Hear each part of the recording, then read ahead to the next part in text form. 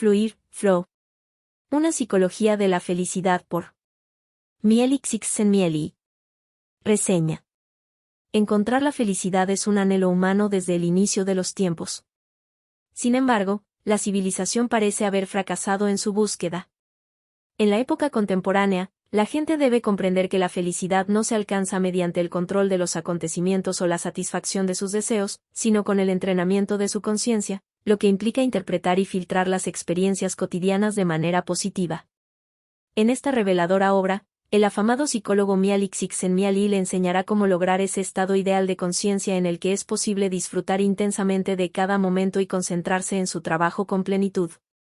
Ideas fundamentales. La felicidad es una condición que se debe preparar, cultivar y preservar.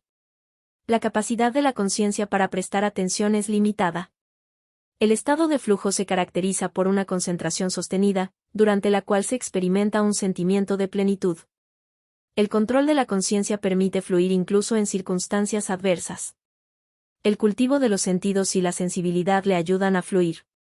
El aprendizaje y el ejercicio del pensamiento también lo facilitan. Las personas que fluyen durante el trabajo son más felices. La comunidad y la familia son fuentes de plenitud. Las crisis deben motivar el crecimiento personal. La mayor felicidad se consigue cuando la vida tiene un significado superior. Resumen. La felicidad es una condición que se debe preparar, cultivar y preservar.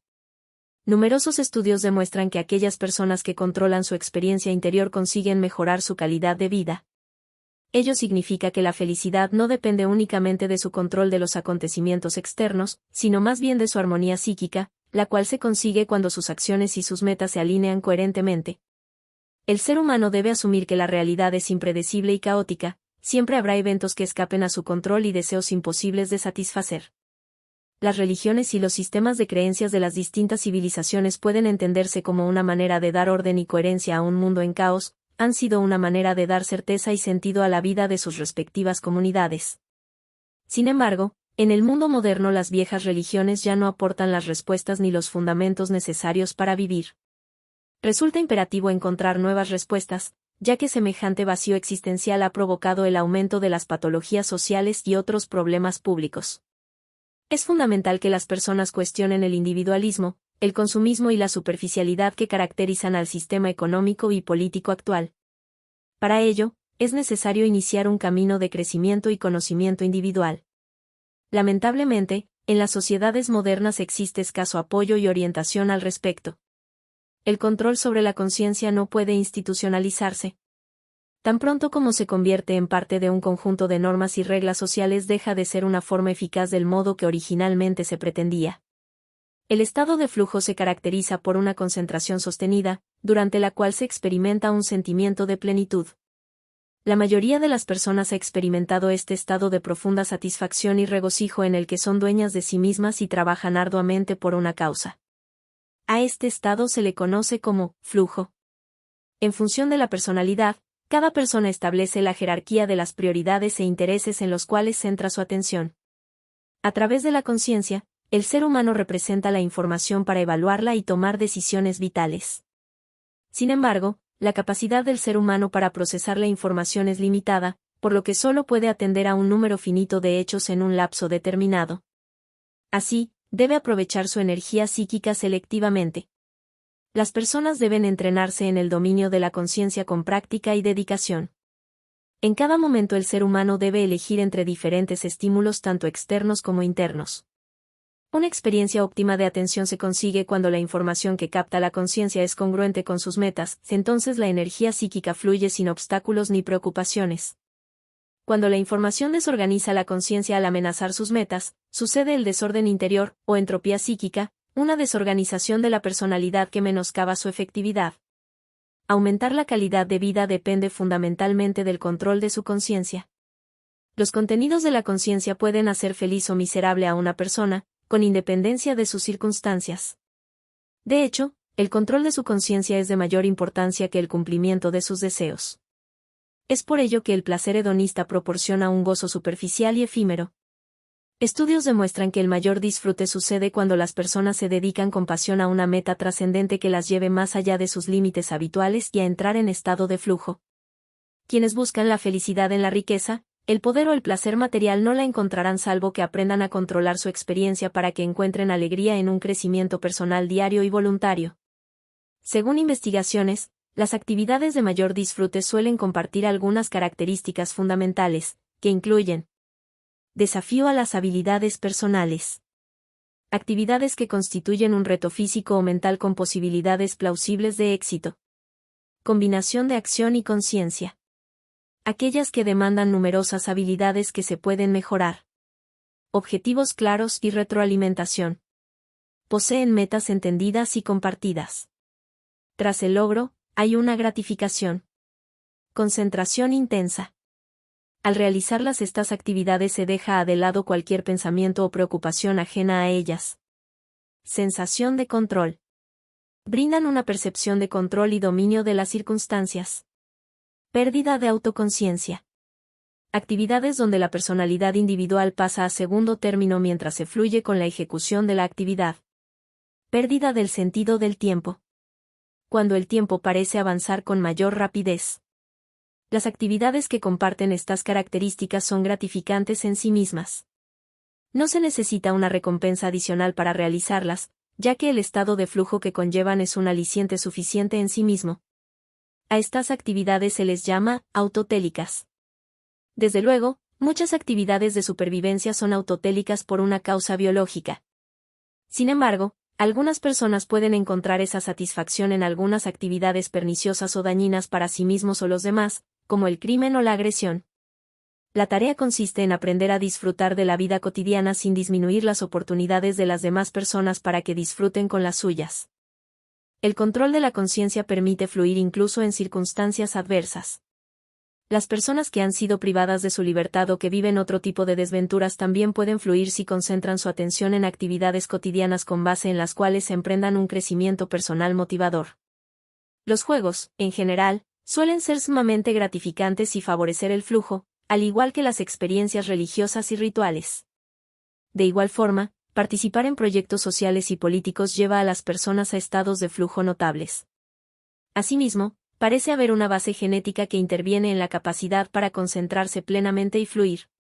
Cada sistema social puede evaluarse entonces desde el punto de vista de la entropía psíquica que ocasiona, midiendo ese desorden no con referencia a un orden ideal de un sistema de creencias, sino respecto a las metas de los miembros de esa misma sociedad. Los niños deben crecer en ambientes amorosos y libres donde puedan desarrollarse con seguridad y encontrar desafíos apropiados, lo que fortalecerá su inteligencia emocional y definirá su identidad. El cultivo de los sentidos y la sensibilidad le ayudan a fluir. El esfuerzo físico enfocado en la superación de metas es una práctica que brinda satisfacción profunda. Asimismo, el erotismo y la exploración sexual responsable pueden llegar a ser prácticas de flujo. Por otra parte, prácticas como el yoga o las artes marciales han sido por cientos de años medios óptimos mediante los cuales algunas culturas orientales han alcanzado el flujo. Refinar sus sentidos mediante la contemplación artística también es una actividad enriquecedora que puede ejercerse con plenitud. Cultivar sus sentidos para apreciar la pintura, la música o el arte culinario puede ser una actividad ardua de crecimiento y superación personal. Practicar cualquiera de estas artes es una forma ideal de fluir. El otro peligro que tienen las delicias culinarias, y aquí vuelven a ser obvios los paralelismos con el sexo, es que pueden convertirse en una adicción. El aprendizaje y el ejercicio del pensamiento también facilitan el flujo. La lectura es la principal actividad de flujo intelectual. Al igual que jugar ajedrez o resolver crucigramas, conlleva un esfuerzo desafiante y placentero. El conocimiento de la historia o el estudio de cualquier ciencia también puede brindar una satisfacción equivalente.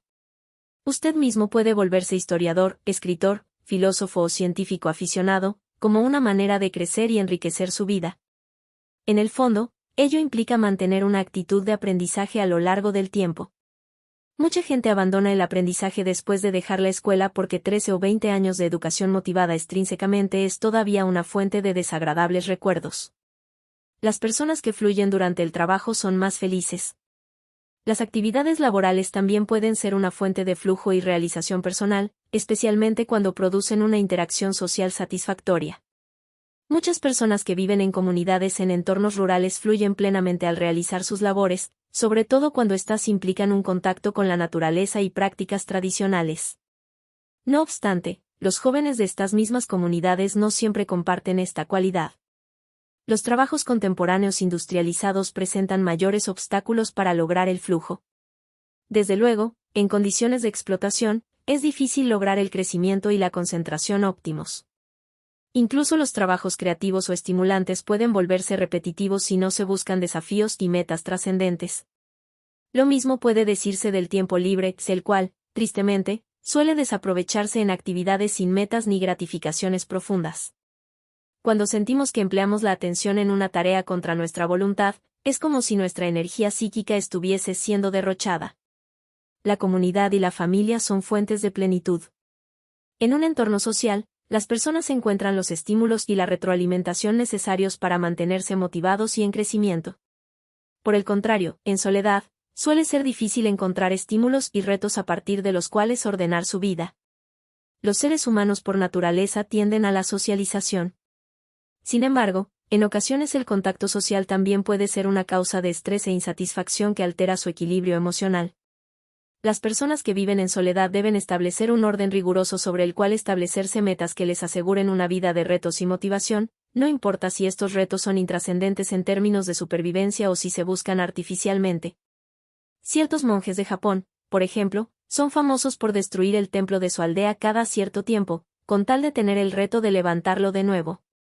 Hay grandes oportunidades para la alegría y para el crecimiento que solo pueden experimentarse en la vida familiar, y estas gratificaciones intrínsecas no son menos presentes hoy que en el pasado, de hecho, probablemente son mucho más fáciles de conseguir hoy que en cualquier otra época previa. Asimismo, es posible experimentar gran alegría y disfrute con la confianza y la liberación que suscitan los amigos, con quienes se suelen vivir experiencias de crecimiento y aprendizaje.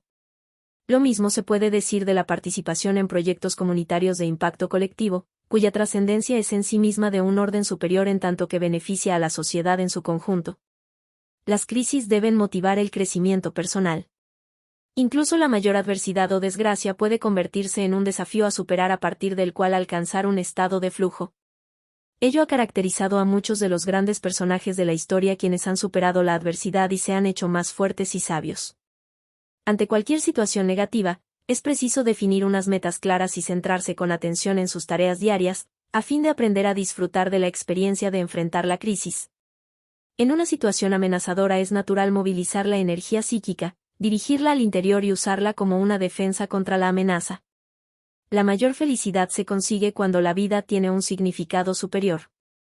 Vivir con un significado implica tener una meta clara y una razón para cumplirla, debe tener una causa que trascienda la propia existencia y la finitud humana. Por lo general, una vida con significado superior implica incidir de manera positiva en la vida de los demás. Si interpretamos las vidas de los animales desde un punto de vista humano, llegaríamos a la conclusión de que están en flujo la mayoría del tiempo porque su percepción de lo que deben hacer generalmente coincide con lo que están dispuestos a hacer. Cuando es posible elegir, las personas prefieren hacer lo necesario para vivir en un estado de mayor conciencia y conocimiento, aunque ello implique nuevos desafíos para su psique y presente nuevos retos para lograr su flujo en el presente. Sobre el autor. Mihaly Csikszentmihalyi, un reconocido especialista en psicología y gestión, fue jefe del Departamento de Psicología de la Universidad de Chicago, entre otros prestigiosos puestos académicos y de investigación. Suscríbete y dale like.